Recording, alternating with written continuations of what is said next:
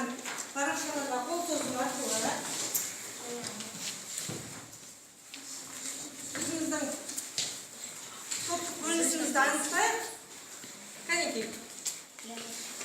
Бәрекелді, ендеше топтасу әрекетін жүзеге асырамыз. Қолымыздағы берілген суреттердің нышанына байланысты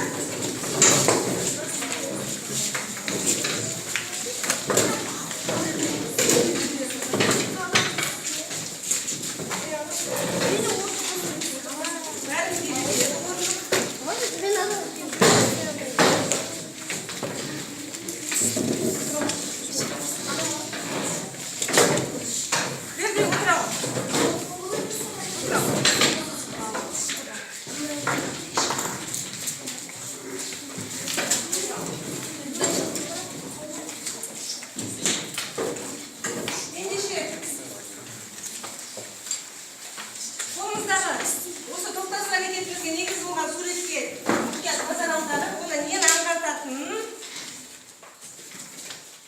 еске түсірейікші балалар. Қолымыздағы суреттердің ненің нышаны екен, оның біздің бүгінгі сабаққа қандай қатысы бар екендігін.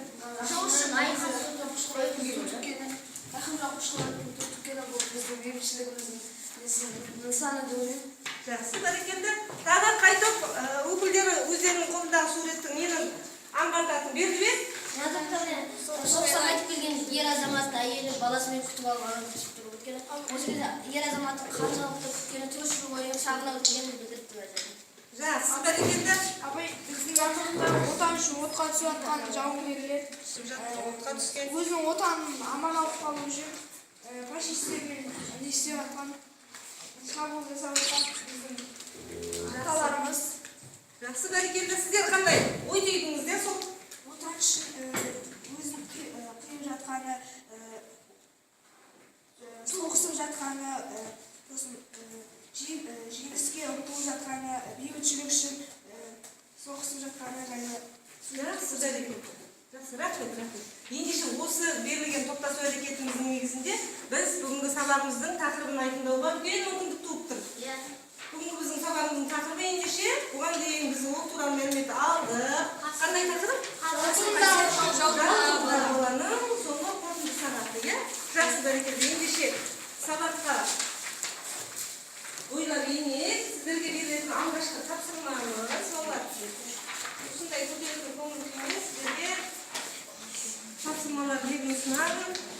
Домино әдісі арқылы балалар берілген сөйлемдерді құрастырамыз. Кәне, қай топтың жылдамдықпен ой шапшаңдығын таразыға саламыз. Кәне, балалар.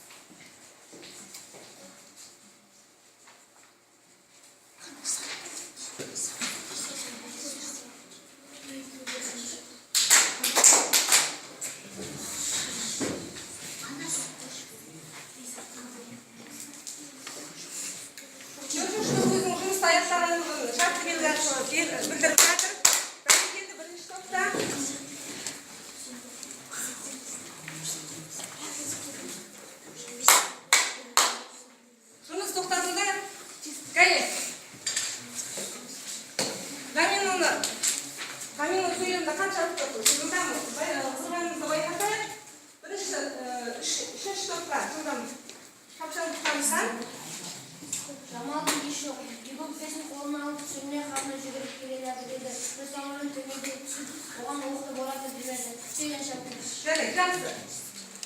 Мархабат, сөзің аузыңда. Қандай бөлім тақырыпшалардан сөйлемдер алынған, соларды қалай ретінде орналастырыңыз, соны баяндап айта қойыңыз. Қандай тақырыпшалардан алынған, соны үзік-үзік айтамыз. Қысқаша қосып айтамыз. Рет-ретмен айта қой.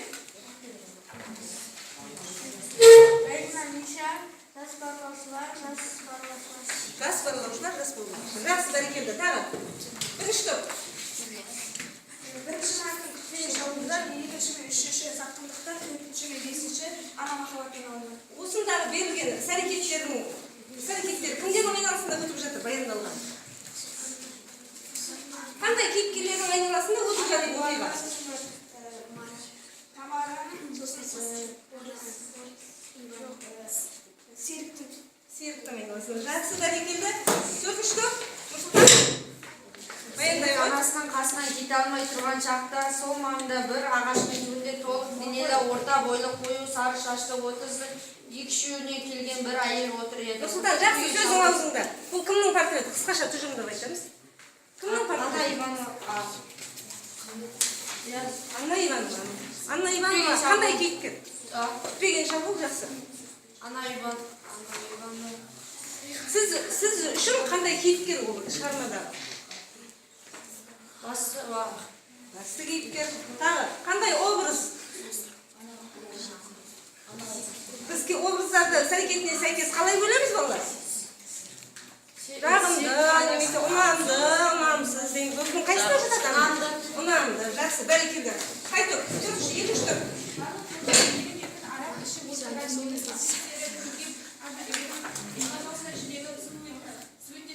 Бұл сөйлем қай тақырыпшадан алынған?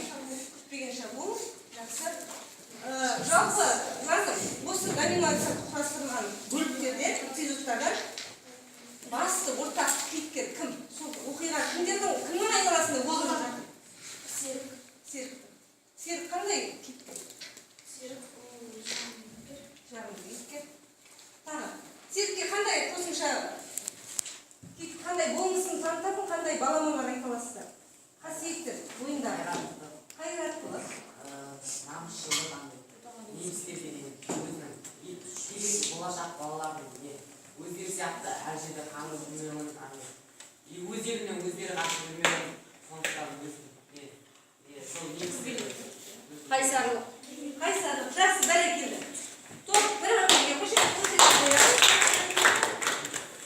Ендеше балалар, біздің бүгінгі оқу мақсатымызда негізделген шығарманың композициясы деген оқу мақсатында негізделген басты мақсатымызға сәйкес іс-әрекетке көшейік. Ол үшін сіздерге берілген ақпаратқа осы 4 сағат бойына, өн бойына енген шығармада қандай композициялық құрылысына талдау жасаймыз. Композиция деген ұғым бізге бұрыннан таныс қой. Ол не балалар? Шығарманың құрылысы, ол қандай бөліктерден тұратынын білеміз ғой? Білеміз. Сол мәліметті негізге ала отырып, шығарманың композициялық құрылысына талдау жасай қояйық. Барлығымыз соқтық ынтымақтастық атмосферасын қалыптастыра отырып, жұмыс жасауға ұмтылыс жасаймыз.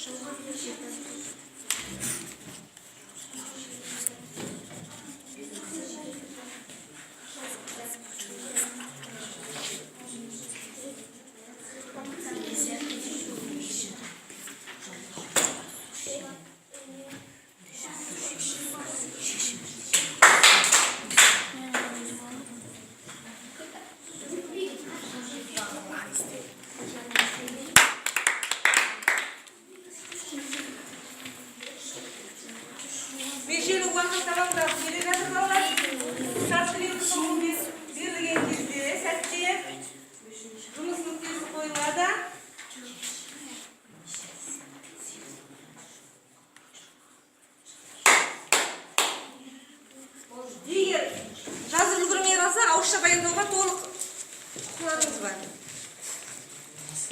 Қайтып? Сөз бастайды. Төртінші топ. Оқиғаның басталуы серттің жетім қалуы. Оқиғаның байланысуы ауылға баруы. Оқиғаның шиеленісуі орманда көз жұмған Миша. Оқиғаның шарықтау шегі ормандағы айқас. Оқиғаның шешімі орындалған арман.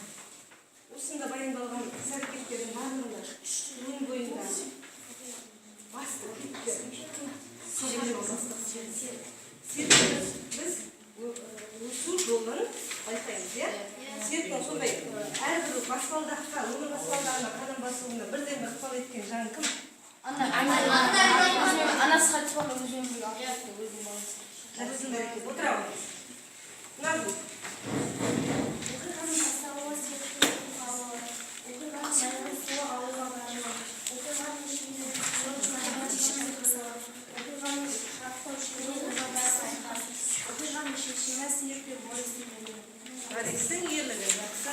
Үшінші топ. Бер оқиға. Оқиғаның басталуы серттің жаңа өмірі. Оқиғаның несі? Оқиғаның байланысуы Тамараның сатқандағы. Оқиғаның шиеленісуі Аннаның кабинетқа шақыруы. Оқиғаның шарықтау шегі Мишаның өлімі. Оқиғаның шешімі жас барлаушылар. Жас барлаушылар. Жақсы. Төртінші топ. Мекет оқи ғой.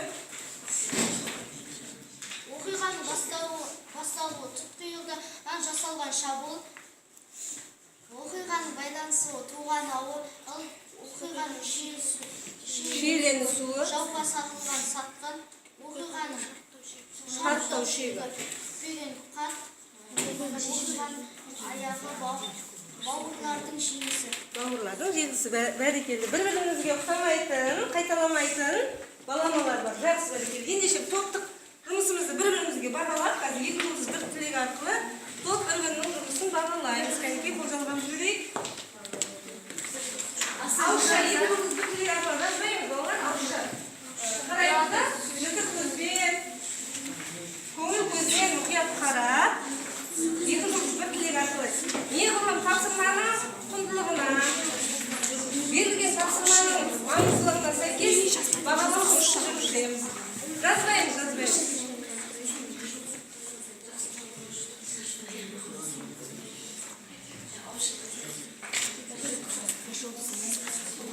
Ортақ түйінге келсек, ау?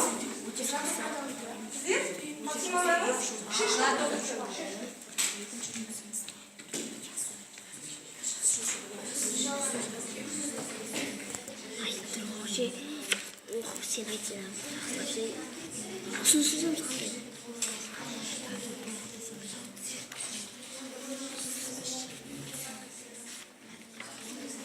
бастаймыз.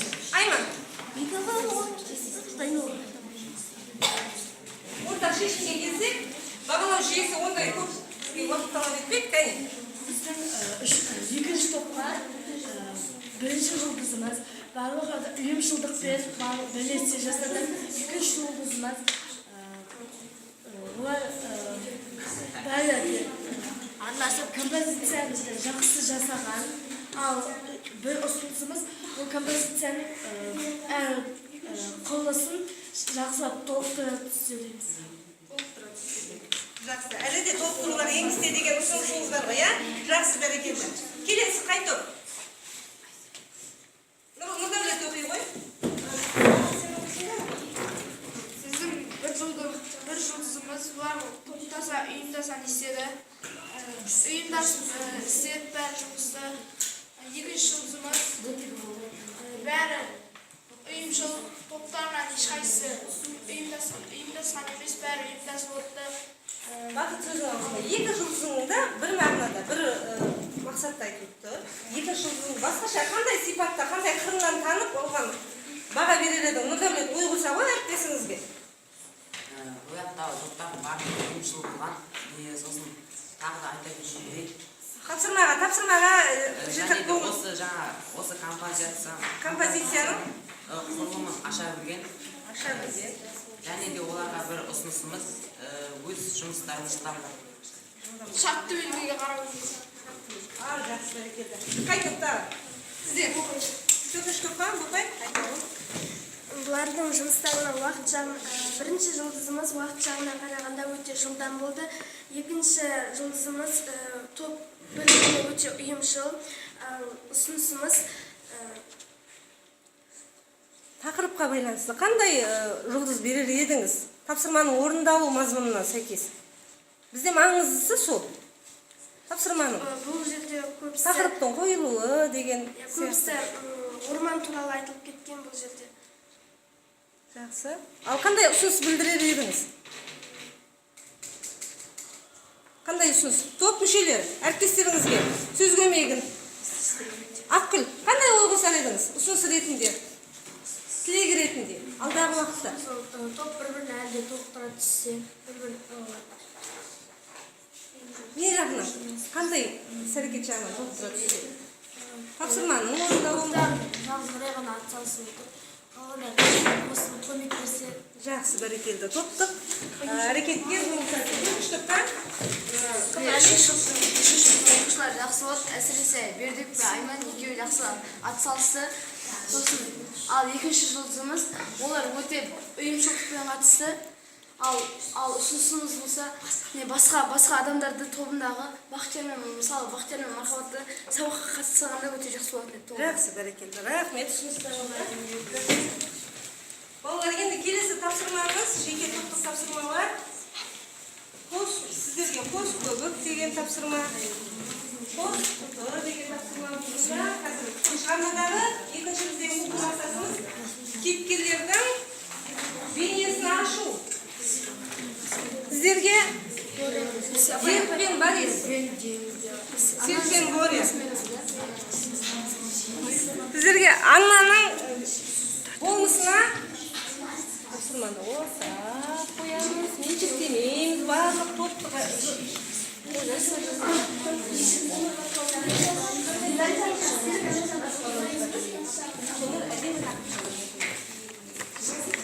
Анасынан айырылды бері. Жетім қалу дейді.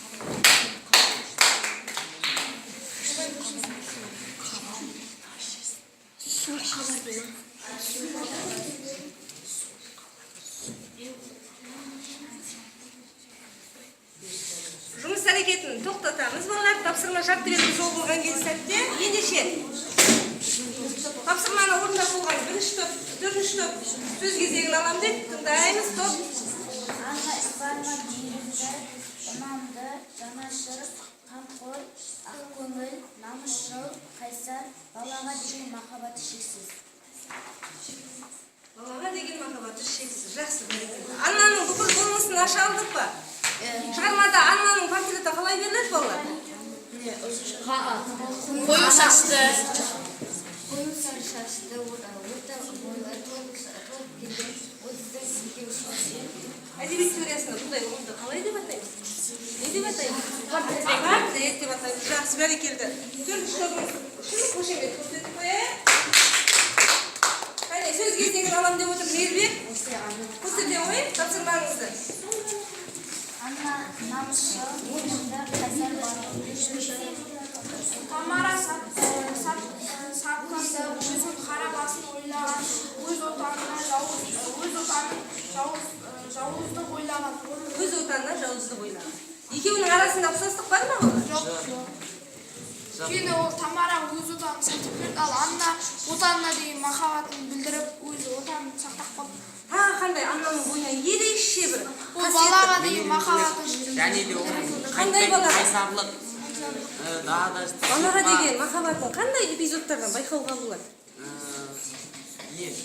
өзін жетім баланы өзінің құшағына басып, өзім өзінің баласындай көріп, Боря мен Серікті екеуін екі өлік көрмей, Серікті шеттеткен емес, өзінің баласындай көріп, екеуін бірге өсіріп, екеуіне де бірге көзқарастан. Жақсы, менде осындай бала болсам, мен де өйстіп қалар едім деп, өз баланы өз құшағына басып. Жақсы, бәрекелді. Аннаның болмыстардан қасиеттерді саралап айтып берген екінші топ ішінде қошемет көрсетті. Серік пен Борестің ортақ қасиеттері, олардың барлаушы, арманы бір, мақсаты бір, отан сүйгіштігі. Серік намысшыл, қайсар, жігерлі, қара торы келген қазақ жігіті. Борис 11-12 шамасындағы ақ сары шашты, көк көзді, жалаңбас бір орыс жігіті. Орыс жігіті, жақсы. Жақсы.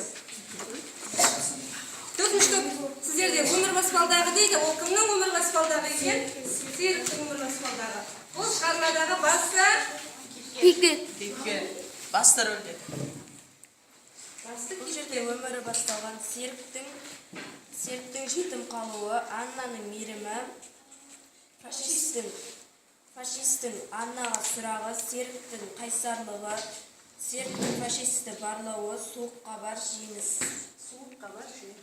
Осы жеңіске дейінгі жеткен әрбір баспалдақта Серік қандай өмір өткелдерін басынан кешірді? Оның басты көңіліне демеу болған не нәрсе? Анна Ивановнаның аналық махаббаты. Тағы қандай, не қайында? Сондай қиындық болып жатқан кезде мойымай жеңіске жету үшін ұмтылған. Серіктің өн бойындағы ешкімге ұқсамайтын қандай қасиетті? Мен немістерден өзімді алам деген, өшімді алам деген сияқты. Өз еліңді қорғайды деп. Өз елімді қорғайды деген. Жақсы, бәрекелді. Ендеше топ бір-бірімізді бармақ арқылы бағалаймыз. Бірінші топ, екінші топқа. Қалай бағалаймыз? Жақсы, бәрекелді. Екінші топ, үшінші топта. Жақсы, бәрекелді. Үшінші топ, төртінші топта. Төртінші топ, бірінші топта. Жақсы, бәрекелді. Ендеше мен де сіздерді бағалаймын. Келесі тапсырмамыз балалар онда. Ауызша. Бұл тапсырманы арада 5 жыл өтті. Шығарма оқиғасын дамытып жазу дейді. Біз осыны импровизациялық өнерімізді бір саралап, арада 5 жыл өткеннен кейін Серік болмысын қалай? Ауызша айтуға болады, ауызша.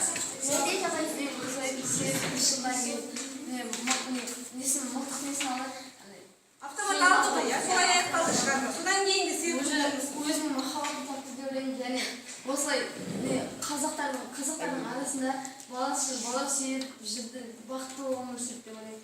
Соғыс болмай бейбітшілік заманда. Бейбіт заманның тұрғыны болды, жақсы. Сіздер қандай арадасың? Баласынан өзінің көрген көрсеткісі келмейді. Жақсы. Kız hareketi. Arada bir ötkene gelse, atışlar pilotuna çıkıp, atışlar desin üzdükle bitiredi. Sodan keyin o'zi yaxshi uylanib, balalarni o'sirtadi, сөйтіп, balalarni o'sirtib, beyhush zamonga yetkazadi.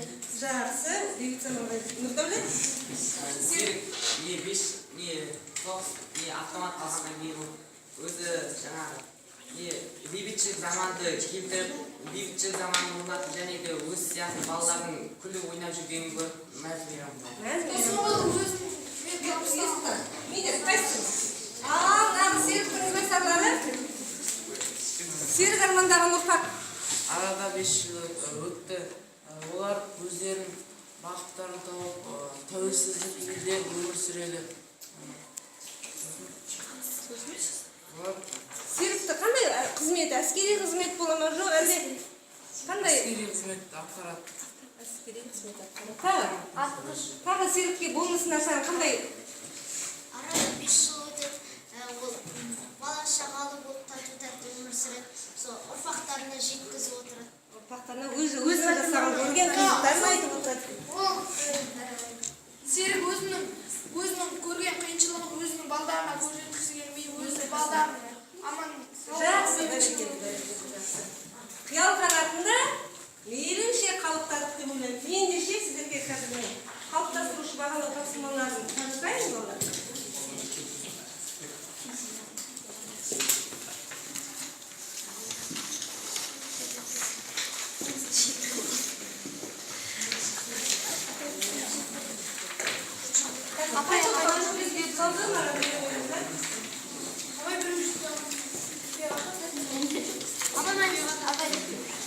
Апай бізге бір тоқ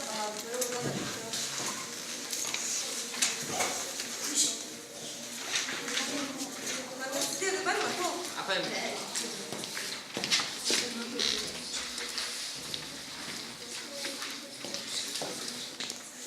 Тапсырманы береді. Мұқият оқып аламыз да.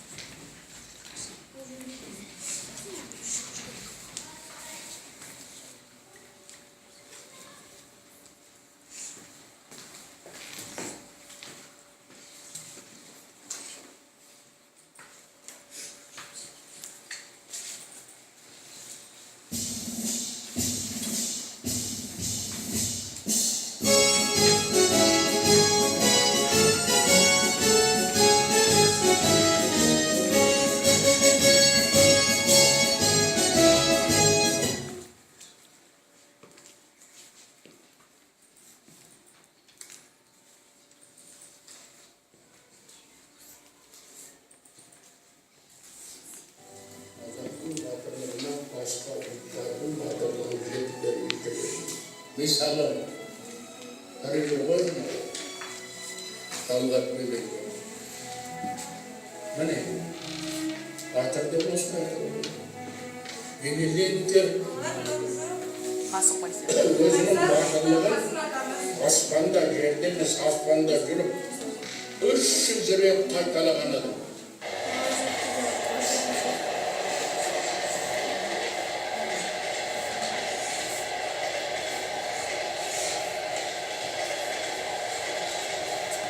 Қасым аға өзі тірісінде замандастарының ерлігін тамсана әңгімелейтін. Ал өзіне келгенде ерлік істерімді батырлық деп санамаймын деуден жалықпайтын. Сұрапыл соғыста қан кешіп, қарумен қаламды қатар ұстаған қаһарманудың ұрпағына да айтары көп еді. Ұлттық арна арқылы әрдайым сүбелі ойлармен, қызықты естеліктермен бөлісіп отыратынбыз. Арпақ тауы біздің Алатау сияқты биік тау ғой, орманды тау, басынан бұлт кетпейтін, жаңбыр кетпейтін.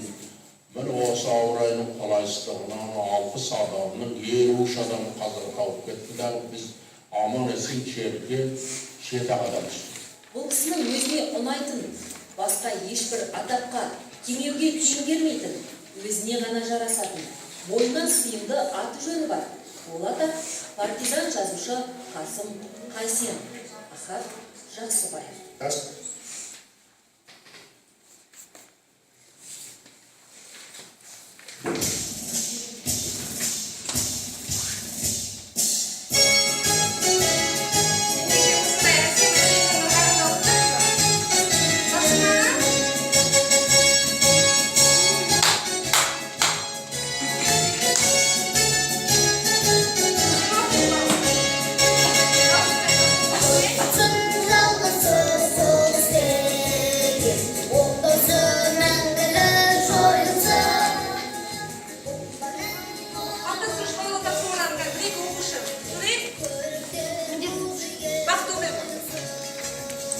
Анна Иванова мейірімді қамқор жанашырдың біледі. Шығармада Анна Иванова өзінің баласы сияқты қамқорлық білдіріп, серікті ешкімге ұрғызбай асырайды. Өзіңіздің пікіріңіз? Анна Иванова ол серікті азулыға алыртпай, Қанатыға қақтырмай, қасыға жоқтырмай дегіңіз келсін ғой, иә? әркімге ұрғызбай, өзінің қамқорлығында ұстап, өзінің жылы құшағында ұстап, серікті ешқайда жібермейді. Немсіз кетсе де оны өзінің баламды құтқарып қалады. Жақсы, бәрекелді. Ананың болмысын қандай қызынан тануға болады? Әлі? Ана серікті орыстың көзі жармай, оны өз құшағына алып, және өзінің баласы ойланып қасына іні етіп, аға етіп алып қалды. Аға етіп алып қалды. Жақсы. Назым? Шығармада адамды толық денелі, орта бойлы, қою сары шашты, 30-ның екеуі шегіне келген әйелді сипаттайды. Өзіндік пікірім, серікті өз қамқорлығына алып өсірді. Бориядан кеп болмай, екеуін бірдей қамқорлықпен өсірді. Ана махаббатына Жақсы, бәрекелді. Мына тоқтар. Анна Ивановнаға мен өз пікірім, Анна Ивановна серік, ол Борис екеуіне өз мейірімін білдірді. Оны жауып тұрған оқтың арасынан алып шығып, өз балам деп тұмсықтыға соқтырмай, қанаттыға қақтырмай, мақтабаларға өсірді. Анна Ивановна ол мен өз пікірім, ол мейірімді және серікке жақсы ана болып білді. Жақсы. Ендеше қаптыршы. Бағалабасыларын тағы оқитын балаларын оқыса. Осындай бізге бейбіт күн сыйлаған, дәл осы ән шумақтарында шырқалып жатқан бейбіт күннің тілегін бізге жеткізген соны айтуға кім келеді балалар? Қаһарман қарсы жауға кеудесін қарсы тосқан қаһарман Қасым атамыз партизан жазушы. Тағы кімдерді атауға болады?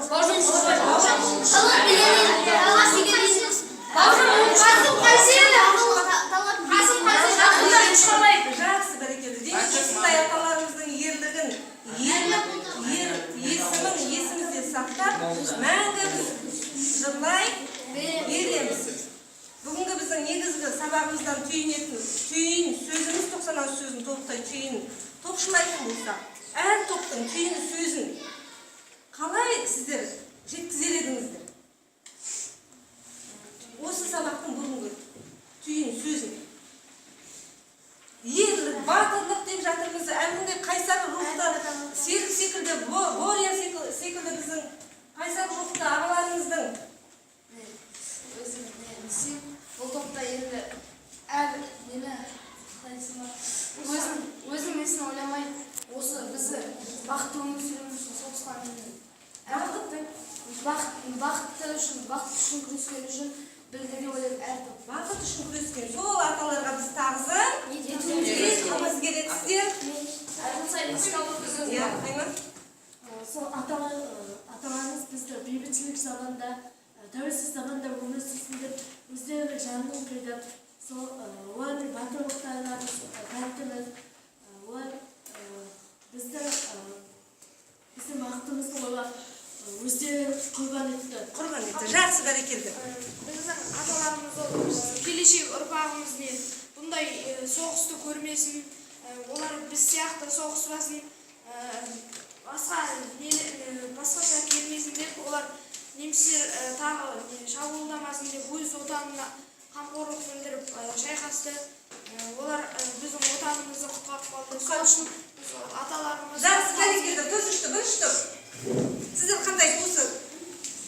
Біздің аталарымыз ертеректе көз соғысқан, олар өзінің келешек ұрпақтарына үлкен мұра қалдырды. Осындай кең байтақ жерімізді жаудан қорғап қалды. Сосын осы сабақта түсінгенім Анна Ивановна секілді заңдар көп болса екен. Жақсы, бәрекелді. Ендеше балалар, мына біздің ақ қанат көгершінге өз тілегімізді жаза отырып, бейбіт күнге деген тілегімізді бүгінгі сабағымызды қорытындылаймыз. Сабақ барысына белсене қатысқандарыңыз үшін өз ойларыңызды бүкпесіз ашып жүргізгендеріңіз сіздерге көп алғыс. Өз тілегімізді перзенттік отанға деген, батыр аталарымызға деген тілегімізді жазып, көкке қалықтап бара жатқан көгершін. Сәл бір көрмей қалған ғой. Сол көгершіннің тұмсығына іліп өз тілегімізді жолдайық.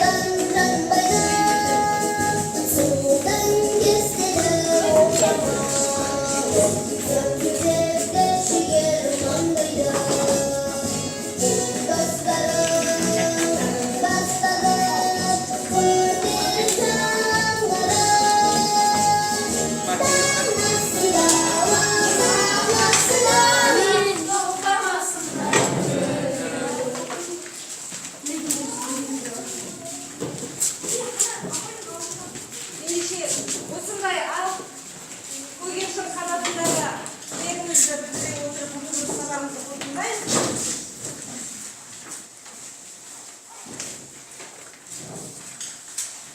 Қаһарман Қасым партизан жазушы деген атақты ғана өзіне ұлық еткен Қасым Қайсеновтың шығармашылығына арналған қорытынды сабағымыз осындай tamamlandı. Сабаққа қатысқандар, белсене қатысқандар үшін көп рахмет.